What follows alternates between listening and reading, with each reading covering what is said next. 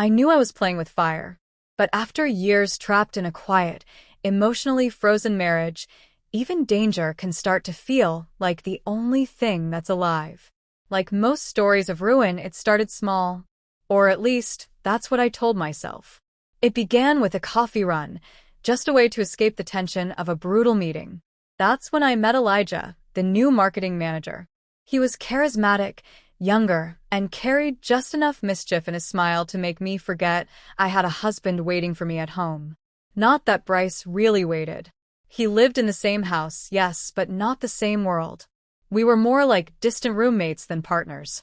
Our conversations were bland, mechanical. Physical touch had become foreign. He spent more time locked into spreadsheets than he ever did looking at me. But Elijah? He noticed me. He complimented my shoes. He remembered how I took my coffee.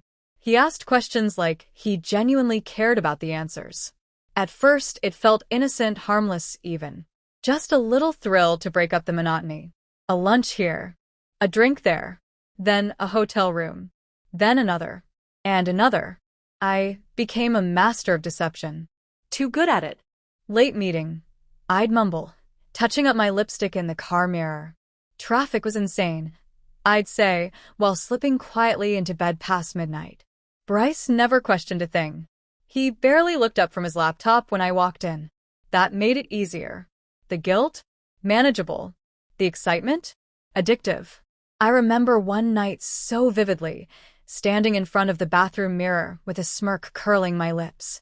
I had just deleted a message from Elijah, one that had made me blush. "You're glowing," it read.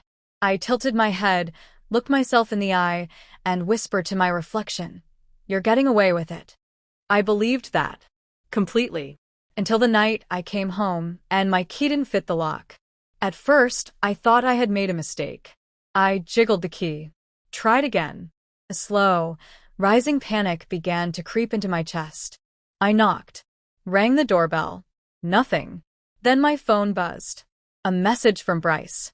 "Don't bother. Your stuff's at your sister's. You should have cleared your browser history."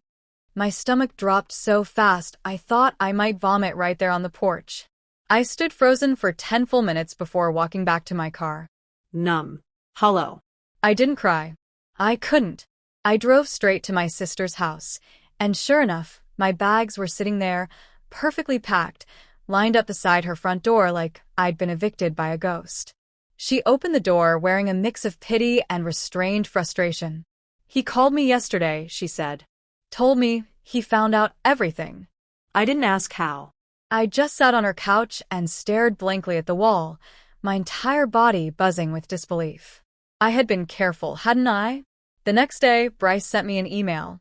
Attached was a PDF, a cold, clinical list of everything he'd discovered.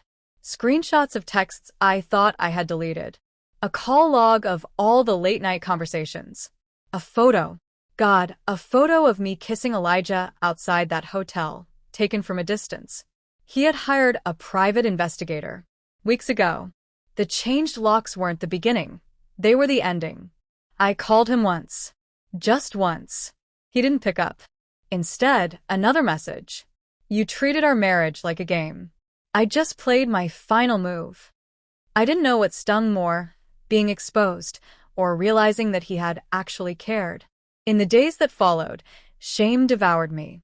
It wasn't just the betrayal I'd committed. It was the fact that I had underestimated him. Bryce had always seemed checked out.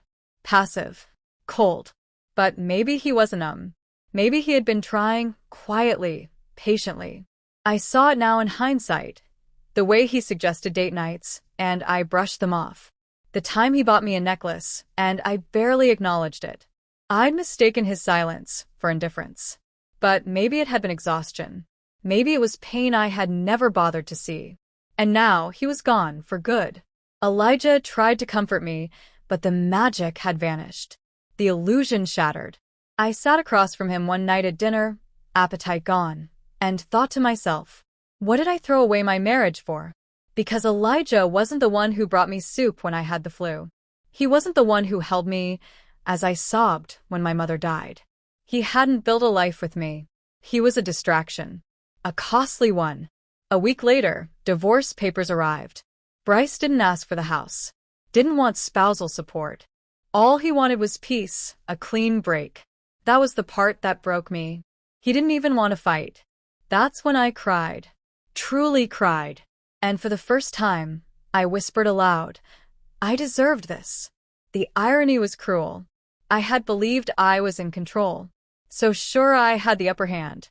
But he had been watching, quietly collecting the pieces, planning his exit while I was busy pretending I had the power. I saw him once, 6 months later, at the grocery store. He looked lighter, freer. He even smiled, a soft, knowing smile. We didn't speak. And I didn't blame him. Because while I thought I was getting away with it, I was really just digging my own grave. And he let me. Silently. Dignified.